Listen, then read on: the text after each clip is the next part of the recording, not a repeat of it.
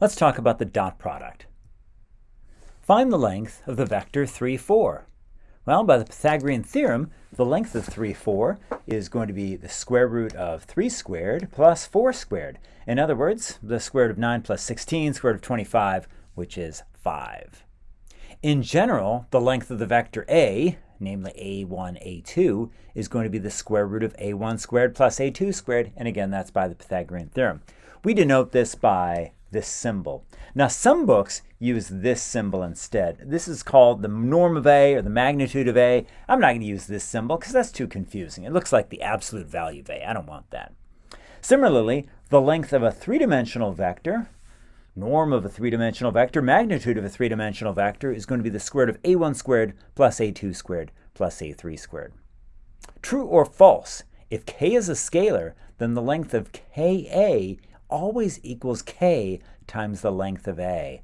Oh, that word always is a dead giveaway. This is false if k is negative. However, the length of ka always equals the absolute value of k times the length of a. Sometimes software will give answers in terms of unit vectors, which are vectors of length 1. The unit vector in the direction of a is a divided by the length of a. So for example, find the unit vector in the direction of 3, 4. The unit vector in the direction of 3, 4, that's a vector of length 1 in the direction of 3, 4. It's just going to be 3, 4 divided by the length of 3, 4, which is 3, 4 divided by 5, or in other words, 3/5, 4/5. Same direction as 3, 4, just has length 1.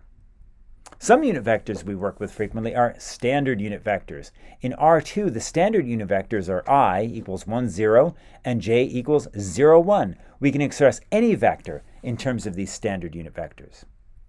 For example, express 3, 4 in terms of standard unit vectors. Oh, that's just 3 times 1, 0 plus 4 times 0, 1. In other words, 3i plus 4j.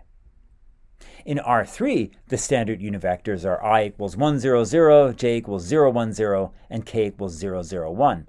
So express 1, 2, 3 in terms of standard unit vectors. That's just going to be I plus 2j plus 3k.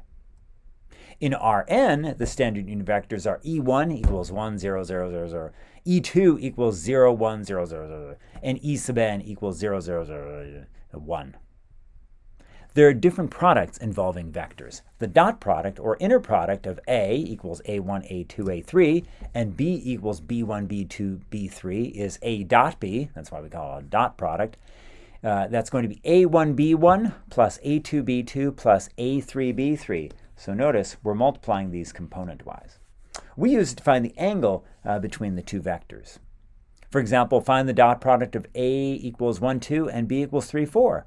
Oh, that's just going to be 1 times 3, which is 1, 3, plus 2 times 4. In other words, 3 plus 8, or 11. Here's some dot product laws. A dot B equals B dot A, commutativity.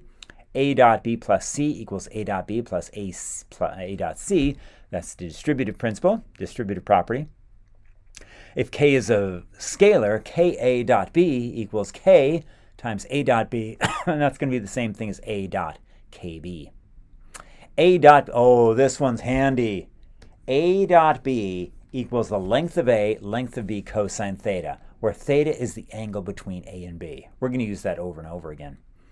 A dot b equals 0 if and only if a and b are orthogonal, in other words, perpendicular, and that follows from the previous principle because a dot b equals 0 only if the cosine of theta is 0, which is true if the angle between a and b is 90 degrees or 270. A dot a equals length of a squared, and a and b are orthogonal, perpendicular, normal, if and only if the length of a plus b squared equals the length of a squared plus the length of b squared. Oh, that's just the Pythagorean theorem.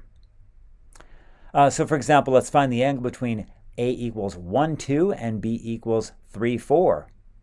We'll use this principle. A dot b equals the length of a, length of b cosine theta. Theta is the angle between a and b. 1, 2 dot 3, 4 equals the length of 1, 2 times the length of 3, 4 times the cosine of theta. Okay, so length of 1, 2 dot 3, 4, we've seen that before. That's 1 times 3 plus 2 times 4. The length of 1, 2 that's just going to be square root of 1 squared plus 2 squared. Length of 3, 4, that's just the square root of 3 squared plus 4 squared, cosine theta. So let's evaluate this. So this is going to be 3 plus 8. And as for this, well, that'll be square root of 5 times square root of 25 times cosine theta. So in other words, we have 11 equals the square root of 5 times the square root of 25 times cosine theta, or in other words, 11 over 5 root 5 equals cosine theta. And that's because the square root of 25 is 5. So 11 over 5 root 5 is cosine theta. Theta is the inverse cosine of 11 over 5 root 5, and that angle is 10 degrees. In an orthonormal set, the vectors are all perpendicular to each other. Give an example of an orthonormal set? Well, how about 1, 0, 0, 1, or 1, 0, 0, 1, 0, 0, 0, 0?